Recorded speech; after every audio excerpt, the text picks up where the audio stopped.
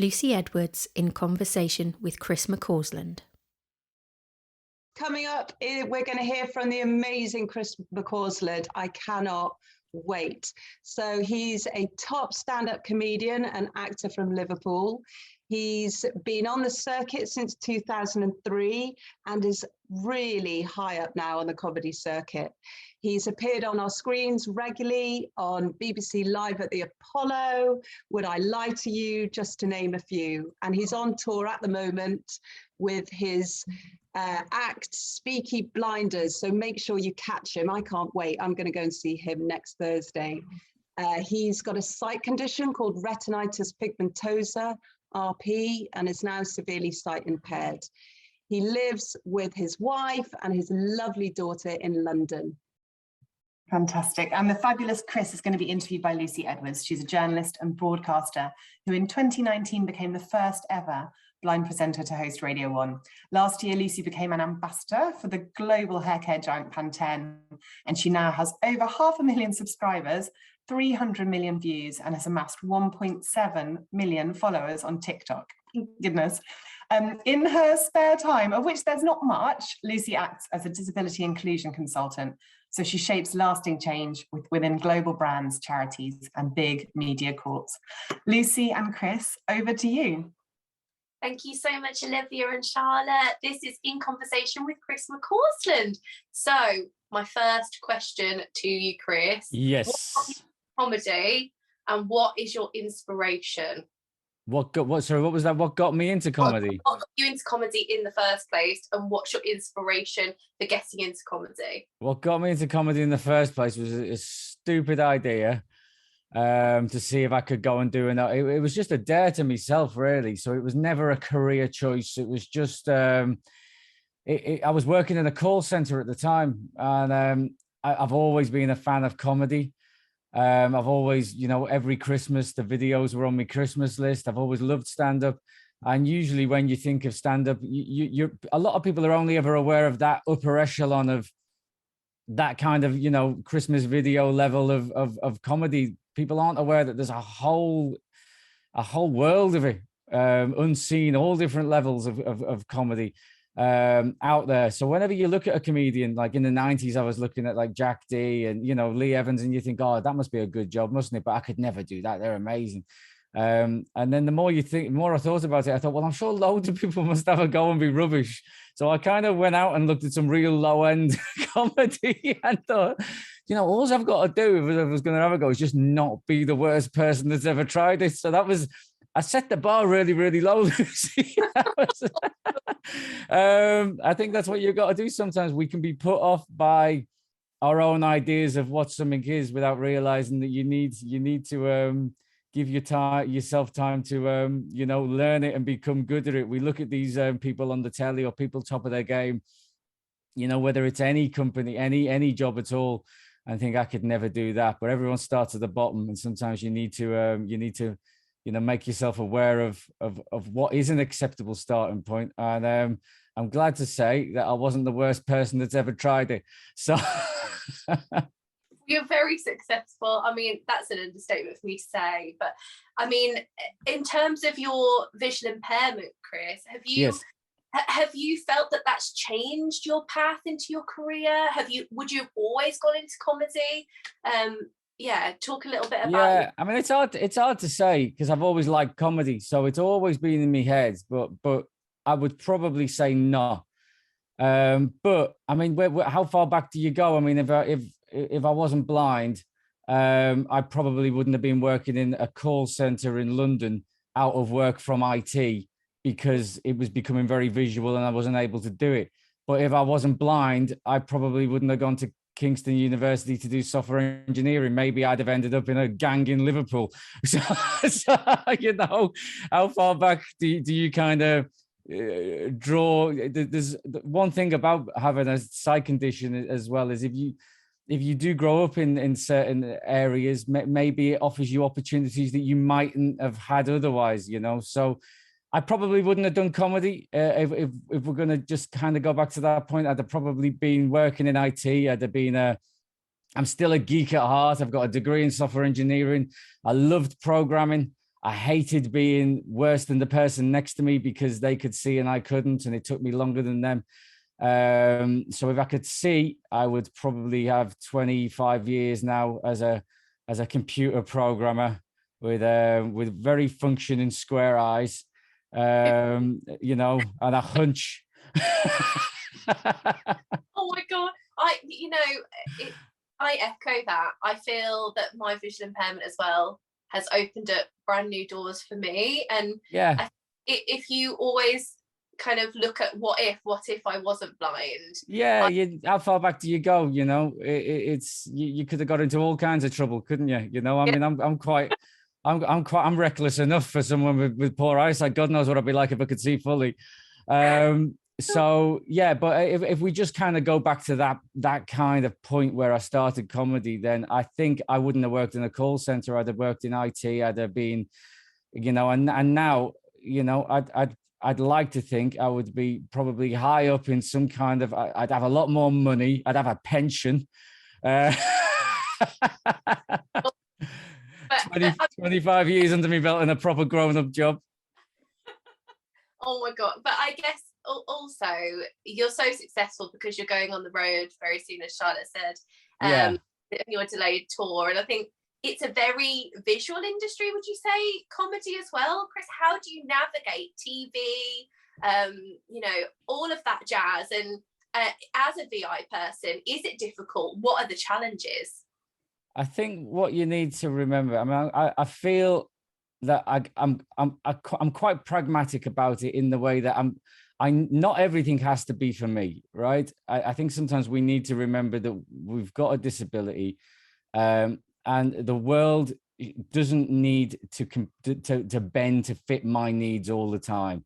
I need to also, you know, work 3 times harder and fit into the world around me as best I can and accept that there's limitations. And it's television, it's a visual medium. And sometimes I'll be on a show and then you look at Twitter and people are like, I can't believe they had a caption round on Have I Got News for You, or I can't believe that they don't provide the cards in Braille on Would I Lie to You. Well, first of all, I don't read Braille, so that I asked David Mitchell to read the cards out to me, otherwise we'd be there all day. But I need to fit into these environments. You know, if I'm going to do Have I Got News for You, it's nice that they make little tweaks. You know, when I went on there, instead of round 2 where they have a spinning picture round, they said, we're going to do the gramophone of news, Chris, and we're going to play audio clues. And that, I think, is a nice little touch. People like to see TV shows adapting and becoming slightly different. However, people don't want to see the whole show changing completely, because then it's not the show that people know and love. You know, I want to do Have I Got News for You. I don't want to do some kind of completely audio version of Have I Got News for You. I want Paul Merton to be describing things to me that are coming up visually, and part of the comedy is me fitting into that visual world. So sometimes it works, sometimes it doesn't. Sometimes we get a laugh out of it. I've just done QI and I had to sit through a 5-minute magic trick that everyone found amazing, and I was sat there going, yeah, I'm sure this is brilliant. I just done Would I Lie to You for the 4th time. So you'd think that on Would I Lie to You they would like know me well now and know what works and what doesn't. But I sat through Shirley Ballas from Strictly doing a ballroom dance in front of me, and then Lee Mack doing a 5-minute mime of a synchronized dance routine. And I said, am I meant to decide whether Lee's lying or telling the truth from a completely visual performance? You know, so it's funny to try and fit in with these things, but you know, it is television, and so you've got to accept that is the world you're operating in, and not everything has to be from it. We have to meet in the middle somewhere, you know.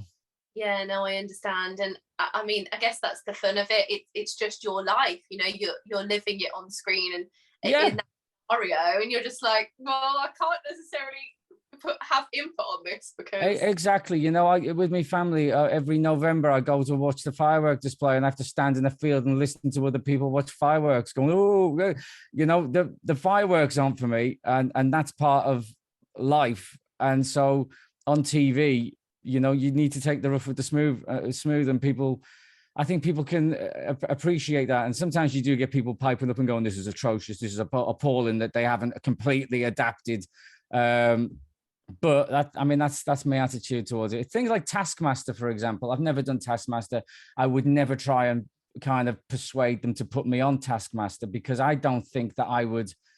I don't think that shows for me. And if they came to me and said, I think we can make this work, then maybe we would we could talk about that. But I would not feel comfortable trying to get them to change what is such a successful show to the extent that I would think it would need changing for me to participate. Do you know what I mean?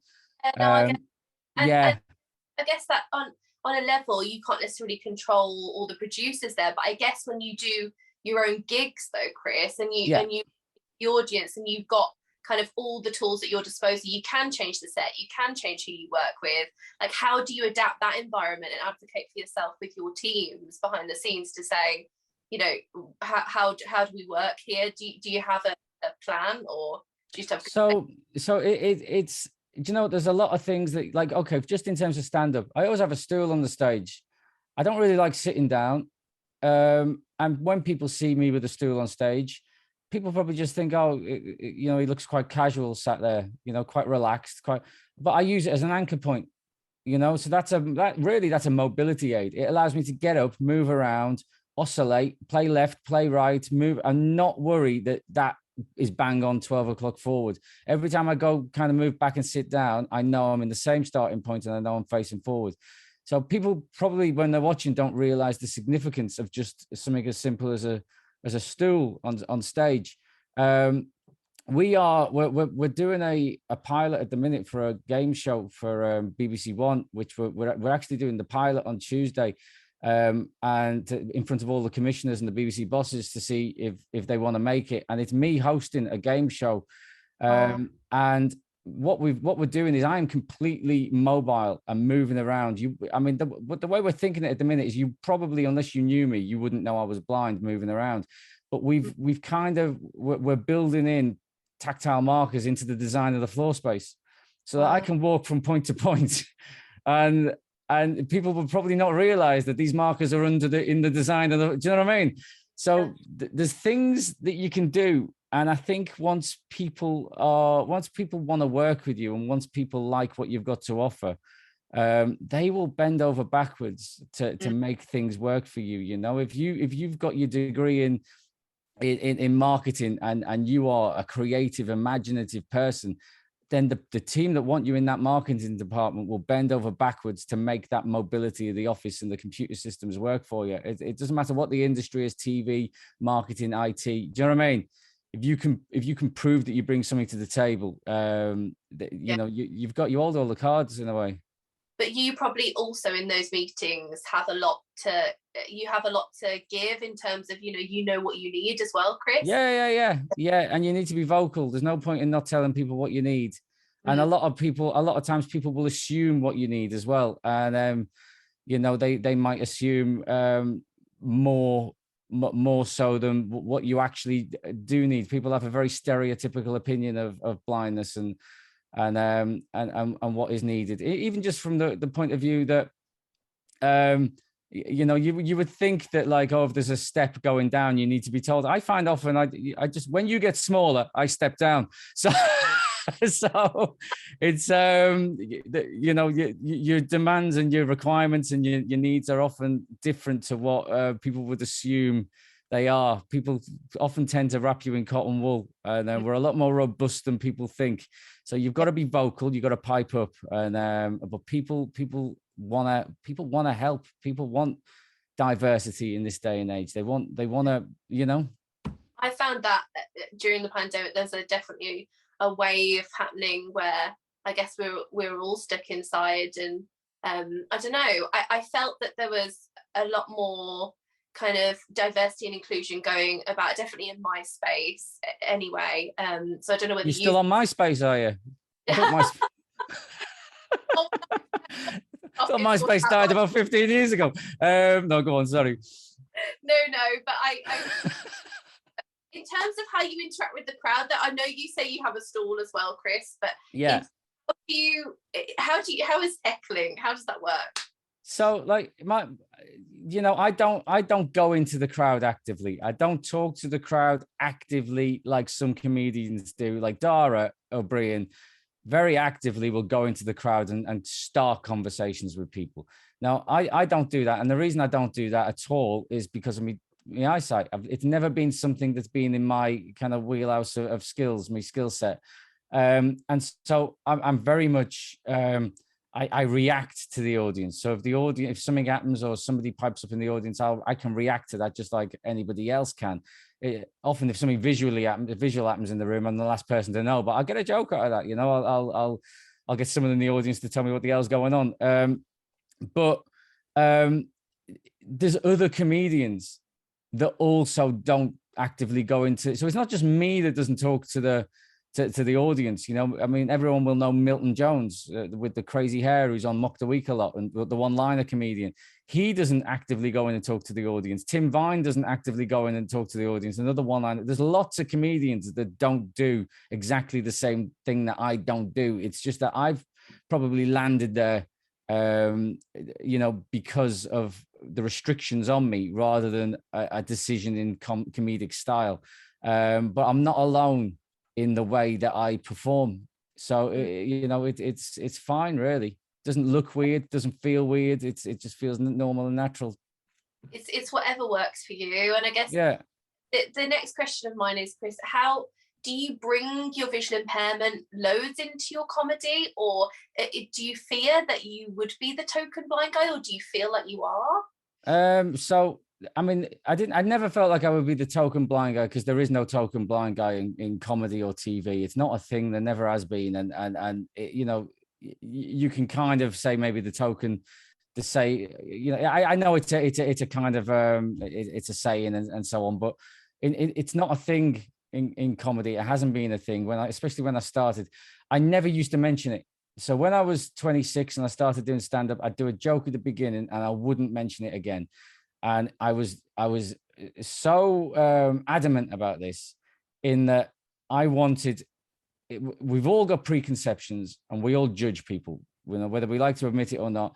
And I know me. I'm quite a judgmental person, and I know that if I was sat in an audience and I came on stage when I was 26, blind guy getting shown to the stage, I would have thought, oh God, what are we going to sit through here? 20 minutes of blind jokes. That is what I would have thought, and that's what I thought a lot of people would have thought back in 2003.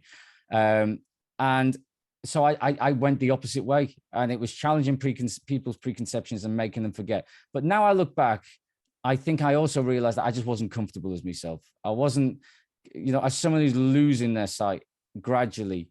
You're always living in a prolonged period of denial.